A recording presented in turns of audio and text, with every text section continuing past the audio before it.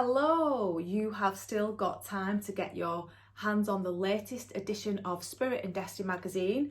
This is June, which is on sale now, and I am the psychic development expert in this magazine.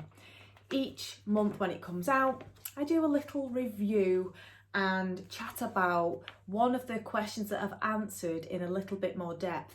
So the question that I am going to be adding more depth to today was actually the question of the month. And the question was, I keep seeing dark shadows pass over me.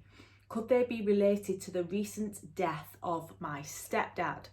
So what I want to talk a little bit in depth about is dark energies, because a lot of people who get involved in the psychic world, I've heard people say that they don't believe in the force of darkness and they don't believe in bad spirits, etc.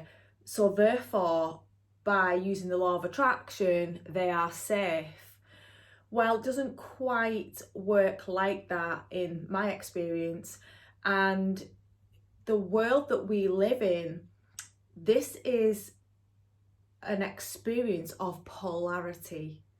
So light and dark. So to assume that there are only good beings around on your spiritual journey is actually to put yourself in danger.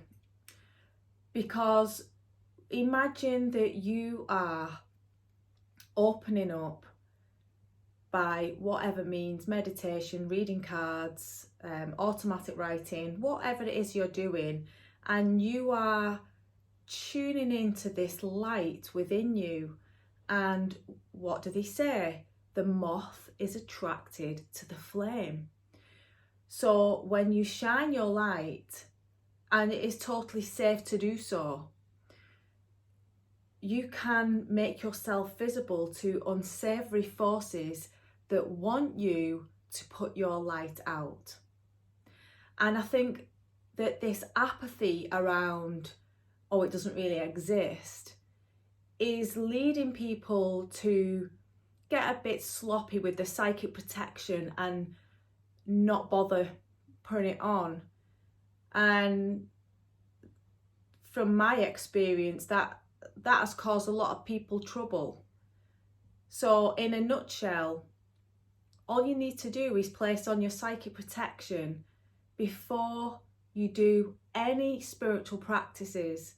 I place it on before I do anything, because everything's energy. So even just when I wake up in the morning or before I go to sleep, I don't have to be doing a reading or doing a ritual. It's simply that act of making sure my energy is safe at all times. So what if it's too late? What if you already feel like there is some negative energy stalking you? And there is all different types of negative energy. So there are negative thought forms. Thought forms are masses of energy when people think nasty, evil things. And when they think them about you, if someone doesn't like you, they're jealous, then it's like a psychic arrow that comes your way. If someone physically harms you in an aggressive state, someone, obviously they're aggressive if they're attacking you, but if someone, they really, really despise you and they physically harm you, they can put what is known as black key in the East into your physical body. So again, this is nothing to be afraid of, because everything is energy, and energy can always be transformed. There's no such thing as good and bad energy. There's energy that can become contaminated and then it can be freed up and it can be cleansed and released. So, to some degree, I do believe that there is this war between light and dark. I mean, look at the world that we live in. It's not all fluff and roses. These are dark times. And for us to attain these higher levels of consciousness, to blaze that light through us, we have to be really grounded and aware of everything, and not just keep looking at the pretty side of spirituality and spiritual growth. You know, the growth comes from looking at our fears, looking at the darkness, seeing what we don't like about the world and thinking, well, what can I do to change it? So gone off on one now. And the next part of the advice, what I was leading up to, was what do you do if you have attracted some unsavory energy, let's call it, and you want to be free from it? So if it is this thought form, then that is very easy to clear, and it's so simple. The simplest thing that you can do is go and take a shower. Again, referring back to in the East, they would sit in a waterfall in Japan and let the cleansing water, it's called misogi, clear your space. And then I always would ask Archangel Michael or some being of light higher vibrational than you, an ascended master, Jesus, whoever you believe in, to release you, to free you from those energies. And then there can be spirit attachments, and a spirit attachment is when we are all spirits, and a spirit that has lost its physical form but has not gone over to the other side, then that's for many reasons. They might not know that they have actually passed away, some kind of confusion at the end of life. So they need energy to feed off, and they feed off emotion, negative emotion in some cases. Again, spirit attachment on that level, they're not harmful, but you're going to end up pretty drained if you have got anybody feeding off you. If it's someone in the office who is dumping problems on you or wanting your attention all the time, you're going to end up drained, and it's the same with spirit attachment. Again, I always use angels to free anybody of spirits. The angels will take their soul to the light for healing.